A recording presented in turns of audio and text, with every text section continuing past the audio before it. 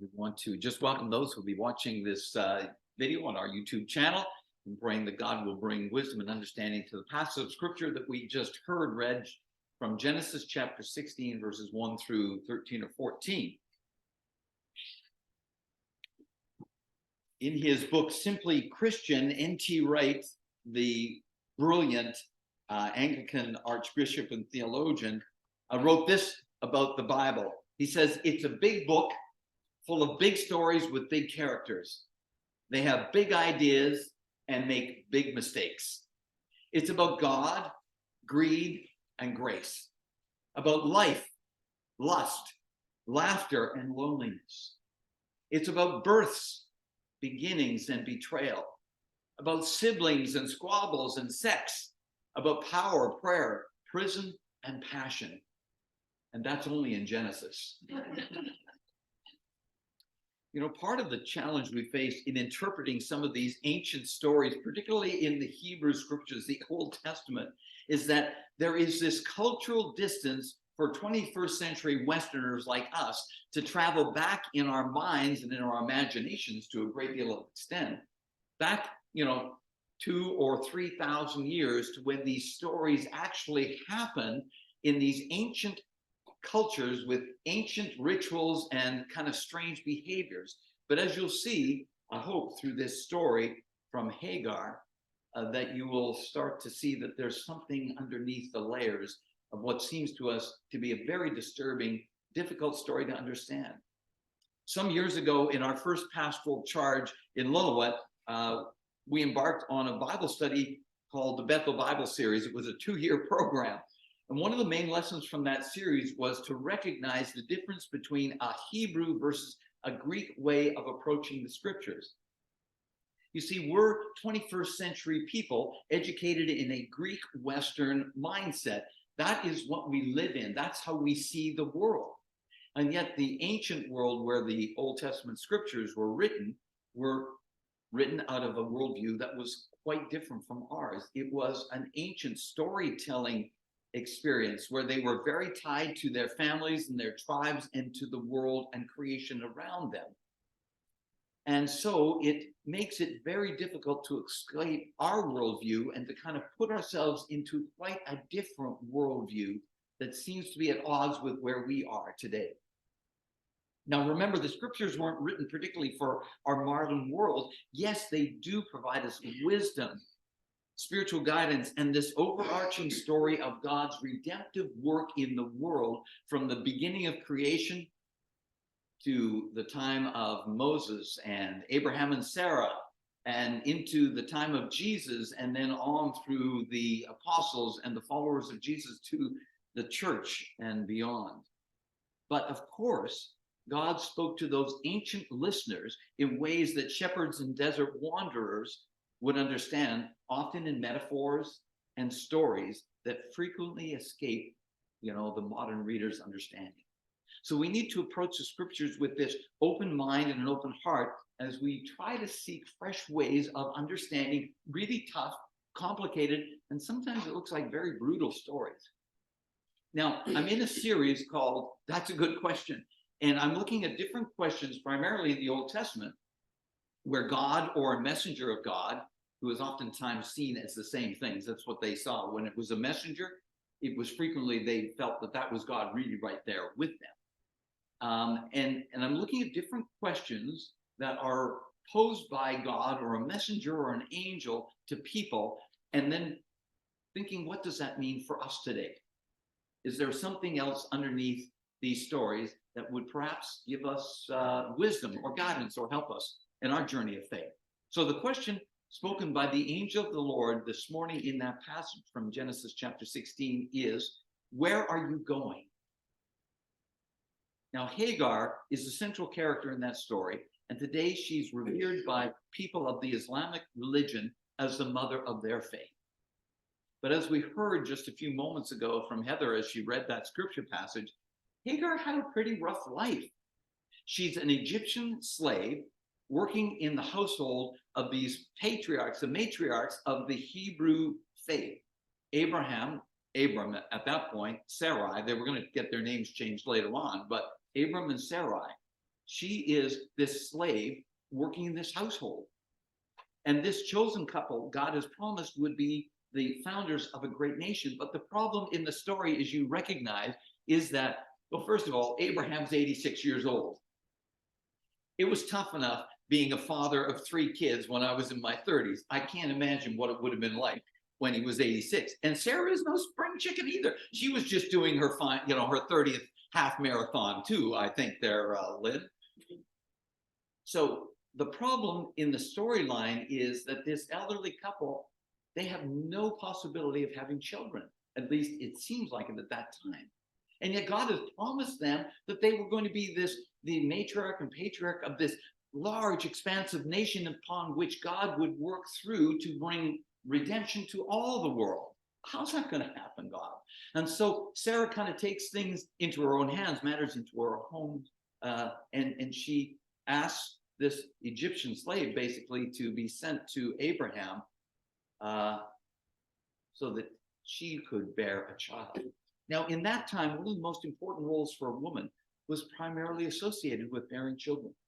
And so we know that Sarah must have been feeling so desperate.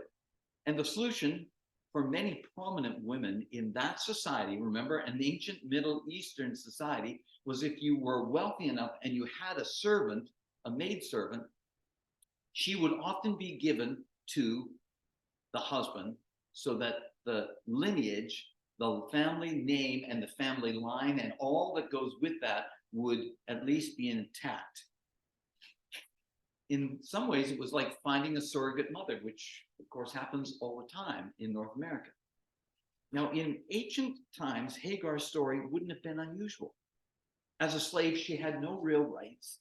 And so she is given to Abraham in order so that that family lineage could be secured. Once pregnant, Hagar might have expected that her position in the household would be elevated, but she's not feeling the vibe. And so she's kind of upset. And then Sarah gets upset. And it's this battle between these women. And it kind of boils over to the point where Sarah tells Abraham, I'm not going to live with this woman anymore. And so she asks Abram to deal with it. Now, it seems like Hagar is caught in the middle of a soap opera scene between this barren couple. Isn't that what it looks like? Now, if you're thinking that it sounds like an episode you watched from the Maury Povich show in 1990s, it's quite similar. Do any of you remember that crazy guy down there? And they would bring all these dysfunctional families into the studio, and there'd be fist fights that would break out, and they'd be telling these horror stories about who slept with who and whose child this is. And that was 3,000 years ago. Hagar and Sarah, and not much changes in some families, so it seems. So how, you're wondering, how does this story fit into anything in the storyline of God moving the redemption of creation and this chosen people along? It just seems like it's so strange. You see, most of us want nice, comfortable, happy stories, like fairy tales. Now, most fairy tales have a happy ending. Not all biblical stories seem to have happy endings. Now, of course, no one could blame Hagar for running, because the problem is, she's been mistreated at home. And so she feels like her only option is to run away. But then that creates a different kind of problem, because she really has nowhere to run to. She has no family. In the desert, she is more lost than ever. It's a desert, remember, it's a wilderness, which by its very nature means the possibility of you getting lost there and dying there is very, very real. But in her time of desperation, she sits down by a spring or a well in the desert. Do you remember the story of Jesus where he meets someone by a well? Wells are very important. They have some psychological kind of deeper meanings as well. It's where you start to find out who you really are, oftentimes, at a well. Here is Hagar, distraught. She stops by this spring. She believes she is all alone, but in actual fact, she is not alone. The text says the angel of the Lord found her. And as I mentioned at the beginning, in the Hebrew scriptures, the angel of the Lord is typically viewed as this messenger of God. And so the messenger of God sees Hagar and says, Hagar, servant of Sarah, where have you come from and where are you going? Hagar tersely explains her situation, and the angel tells her to go back to Sarah and Abraham. As Westerners living in the 21st century, we would naturally think Hagar should definitely not be encouraged to go back home to this abusive situation. But if you found yourself in a similar position in a developing nation today, you might recognize the logic behind this. As I said, Hagar has no place to run to, no family out there in the wilderness, no refugee camps, there's no women's shelters, there's nowhere and no one who can provide safety and security for her. She really is literally, at least she thinks she is all alone and there is no future for her. When we were in ministry in Southwood Church in Calgary, one of the groups that we sponsored was a school for at-risk young women in Mombasa, Kenya. One of the people in our church had come from Mombasa, and so she had already started this school for at-risk young women. And what was going on, you see, in that country in the 1960s up through today, it was common practice in that nation for poor families to sometimes give their daughters to older men in return for a dowry. It still happens all over the world. And the dowry would help the remaining siblings and the mom and dad left at home to manage, because they had very few financial resources. And so it was seen as a way, and is seen as a way for survival of the family, because the family is everything. And so this older daughter, it's usually the oldest daughter, who would be technically, married off to a much older man and a dowry given. And many of the young women who didn't want to be treated like slaves ran away in Mombasa, Kenya, to larger cities, and often found themselves in desperate situations because they had nowhere else to go. That's where our school came in to offer them shelter, food, and the opportunity to learn a trade. Many other girls who didn't run away were forced into difficult relationships. So you see, we think these stories are ancient, and yet they have a very contemporary kind of mirror place where these things sometimes happen as well in our own day. So you see, the story of Hagar and her trials in the wilderness hits close to home in some developing nations in the 21st century. Now, I think the angel's question, where are you going, is used in part to get Hagar to verbalize how desperate she really is at this lowest point in her life. She would naturally be angry and bitter towards Abram and Sarai, who put her in this very, very difficult position.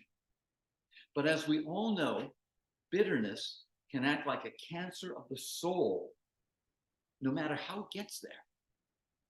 And once a person is fixated by that bitterness, by how they were mistreated or what went wrong in life and so on and so forth, it's often difficult to find a path forward towards a better future, because you're kind of hung up in that place in your life.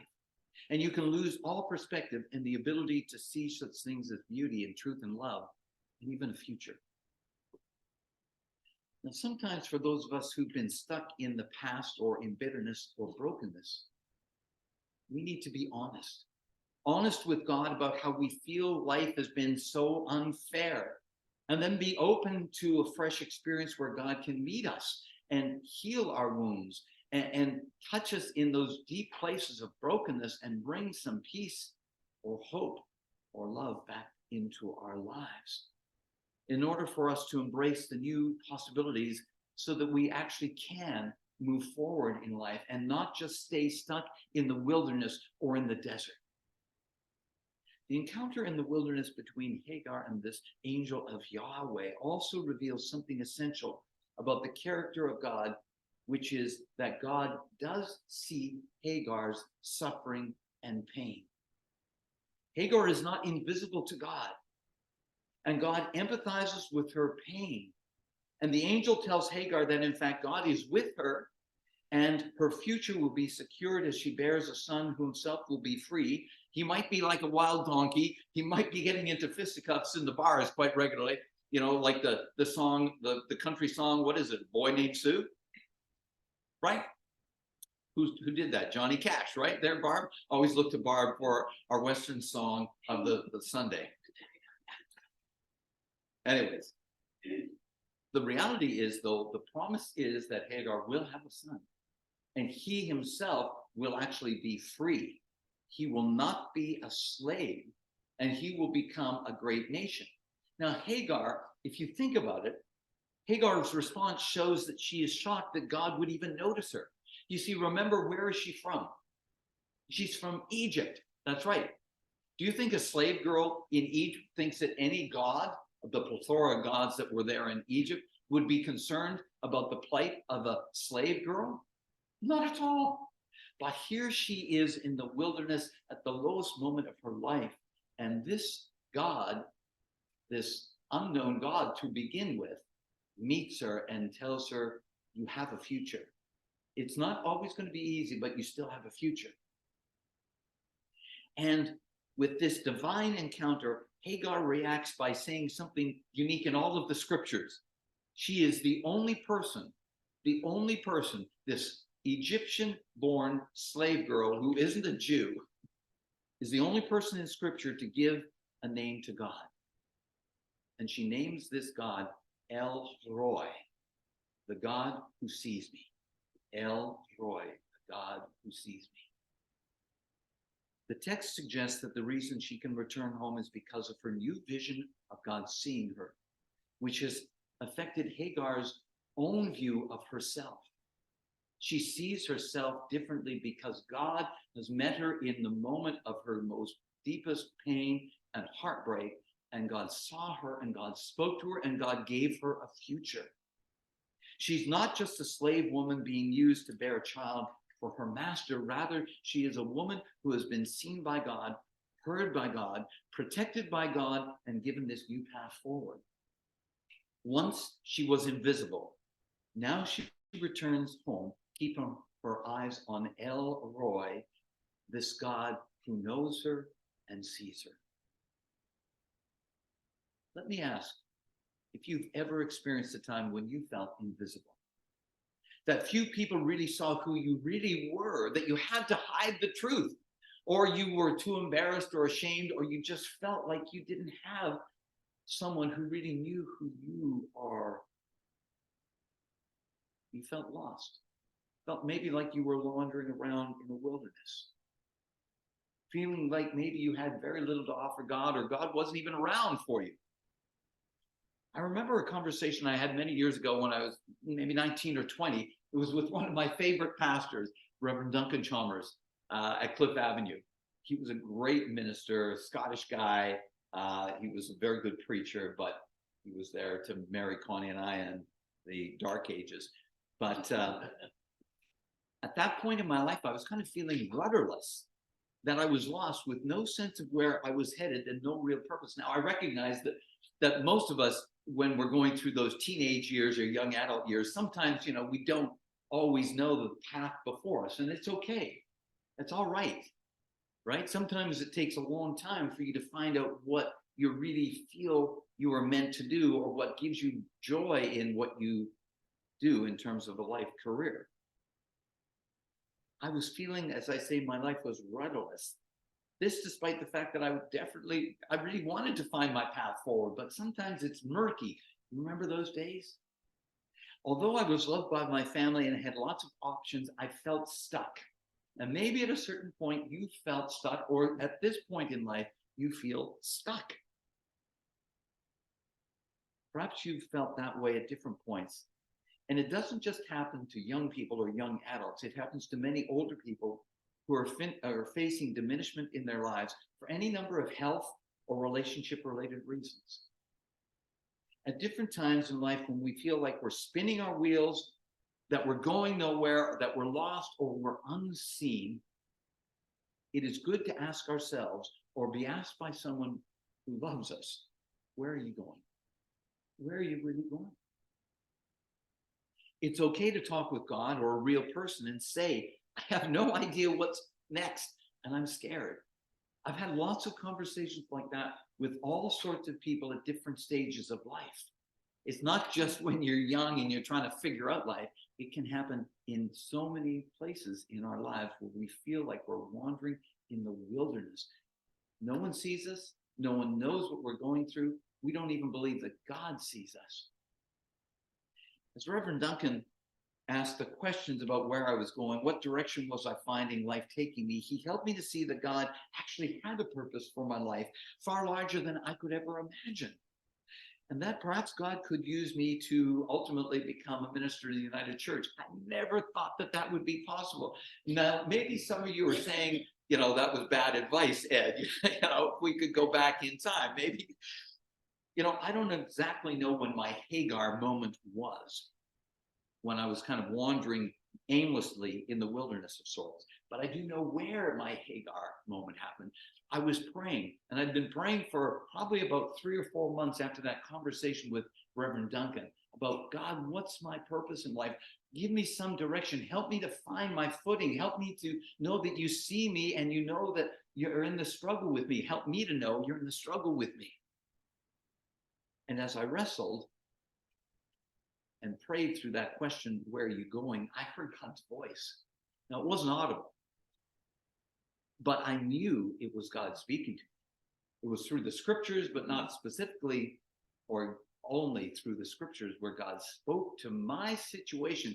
I felt like God saw me. This El Roy, God saw me and my situation, and God gave me the confidence that God would be with me, that God would watch over me, that God would give me what I felt I didn't have. It was already there. I didn't know it. I didn't see it. But El Roy, God saw me and helped me to see what he had already been, what I'd already been blessed with and given. I knew God understood my confusion, insecurity, and fears about the future. And even though the insecurities didn't go away immediately, I knew God was definitely with me. And I could count that God would walk with me through into a new future, and something beautiful would happen. Lauren Ferguson Wilbert says this: God is asking us questions all the time, in all our springs and deserts, in our broken homes and broken churches, in our fears and anxieties and angers and doubts and concerns about the future. God's asking, where are you going? Where is this taking you? Now, please remember, these are not finishing places for you, just as it wasn't for Hagar in the wilderness, because God saw her and God spoke to her and gave her a new vision of the future that awaited her. So let's be brave enough to ask the questions ourselves, where are you going? And then anticipate God meeting us and reminding us as individuals that El Roy, the God who sees us, still has a plan for our lives. Not just for ourselves, but being a plan for ourselves is important to God as well.